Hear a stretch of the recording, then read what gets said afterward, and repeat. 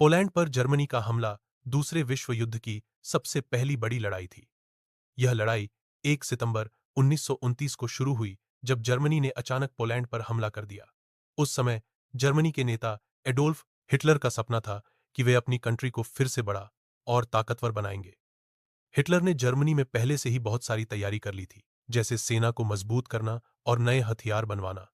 Germany की condition उस समय बहुत खराब थी, क्योंकि पहली विश्व युद्ध के बाद उसे कई प्रॉब्लम्स का सामना करना पड़ा था, जैसे बेरोजगारी और आर्थिक मंदी। हिटलर ने लोगों को वादा दिया था कि वह इन सब चीजों को ठीक करेगा और जर्मनी को फिर से ग्रेट बनाएगा, इसलिए लोगों ने उसे सपोर्ट किया। जर्मनी ने पोलैंड पर ब्लिट्जक्रीग स्ट्रैटेजी अपनाई, जिसका मतलब होता है बहुत फास्ट और पावरफुल अटैक करना। जर्मन आर्मी ने टैंक्स, प्लेन्स और सोल्जर्स का बहुत अच्छा यूज किया, ताकि पोलैंड की सेना को जल्दी से हराया जा सके। जर्मनी ने पोलैंड के कई शहरों पर जल्दी कब्जा कर लिया और वहां की सप्लाई लाइंस को भी ब्लॉक कर दिया, जिससे पोलैंड की सेना को फूड, मेडिसिन और वेपन की कमी हो गई।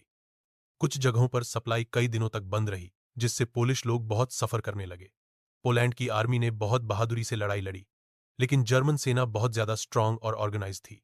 साथ ही 17 सितंबर 1929 को सोवियत यूनियन ने भी पोलैंड के पूर्वी हिस्से पर हमला किया, जो नाजी जोड़ोवाना समझौते के कारण हुआ था। पोलैंड को दो तरफ से हमला मिला, इसलिए उनकी हालत बहुत खराब हो गई। इस लड़ाई में पोलैंड को भारी नुकसान हुआ। लगभग 66,000 पोलिश सोल्जर्स और लाखों सिविलियंस मारे गए। जर्मनी को भी अपने कई सैनिक खोने पड़े, लगभग 16,000।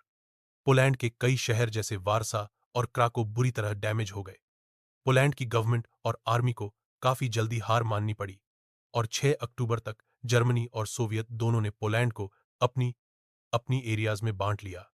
इस घटना के बाद ब्रिटेन और फ्रांस ने जर्मनी के खिलाफ युद्ध घोषित कर दिया और पूरा यूरोप युद्ध की आग में जल उठा।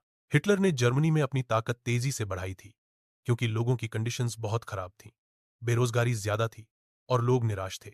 हिटलर ने बहुत अच्छे स्पीचेस दिए और लोगों को भरोसा दिलाया कि वह सब कुछ ठीक कर देगा। इसी वजह से लोग उसके साथ हो गए।